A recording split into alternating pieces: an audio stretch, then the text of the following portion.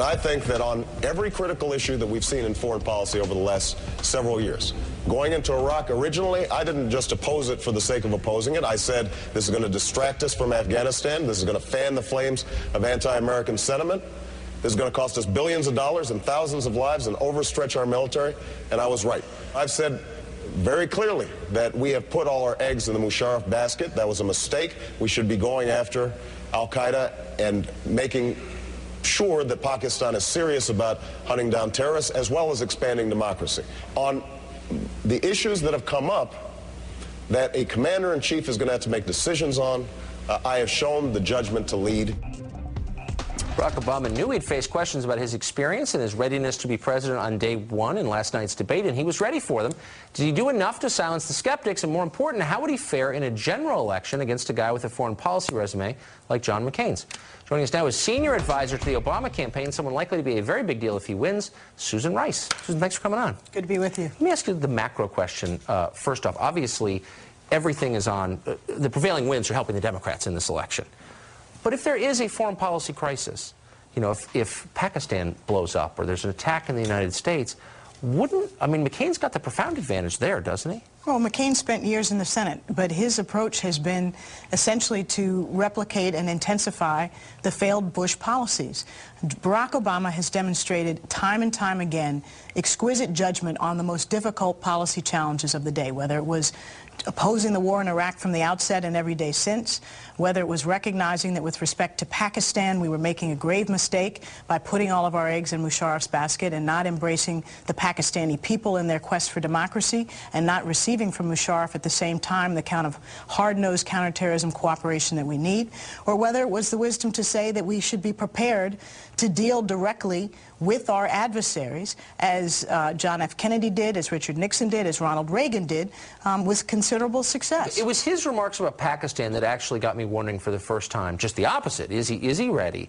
Because it seems to me he was parroting the Bush line, which is the most important thing is democracy, and that the will of the people be expressed at the ballot box, etc. When it seems to me the lesson of Iraq is the most important thing is don't have lunatics at the helm. No, he was not parroting the Bush line. The Bush policy has been, until Benazir Bhutto was assassinated, frankly, not to really care much about democracy. It was to shore up Musharraf and see him as the principal agent for the United States' interests in Pakistan. Barack Obama's view has been that, yes, we have to deal with Musharraf, and Pakistan is a very important ally, but the Pakistani people, not an individual, are a real ally. And by aligning ourselves with a dictator, as opposed to supporting the aspirations of the Pakistani people to choose their own government, we've gotten crosswise with the Pakistani people, which will harm us in our counterterrorism efforts in the long run. And in the meantime, we haven't gotten enough of the meaningful counterterrorism cooperation that we so badly need from Musharraf. So we need to take a different approach. But what if the Pakistani people are not, in fact, our allies?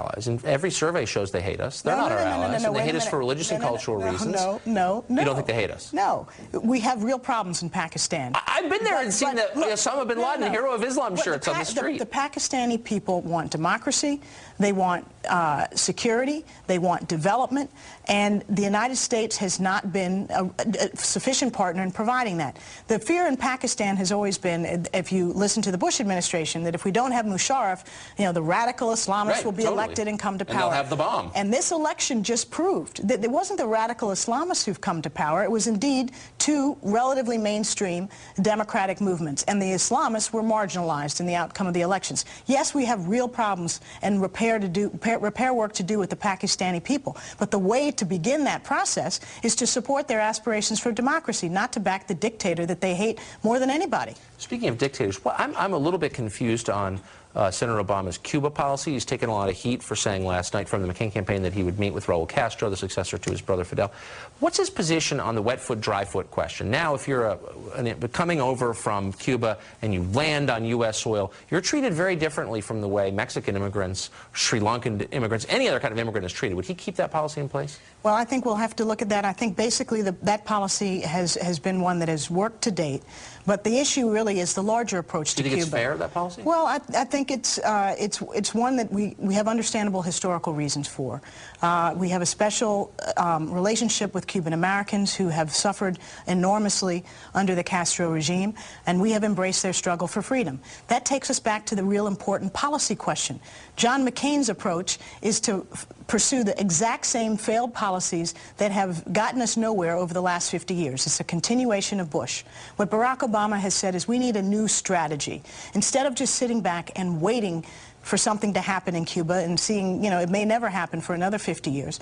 Why don't we try something different? Why don't we try to catalyze change through our policies? So his approach has been to say we need to change a few things. Why don't we allow family remittances so that Cuban Americans can send money to their families in Cuba? And let's allow family travel so that Cuban Americans can unlimitedly visit their relatives in Cuba. Cuban Americans are the best ambassadors for democracy back to Cuba, and that can seed the kind of change that we need. Second part of the strategy is to say, let's maintain the embargo, but let's say to the Cuban people and the Cuban government that as they make progress on critical issues, releasing political prisoners, freeing the press, allowing free and fair elections, they'll be rewarded. Then we're prepared to ease the embargo. Let's have a strategy to catalyze change rather than sitting back in a ridiculous situation with an island neighbor and refusing to engage. We've had 50 years of stalemate. I think what you just described, I have to say, I don't think that's stupid. I think it sounds reasonable. Susan Rice, thank you.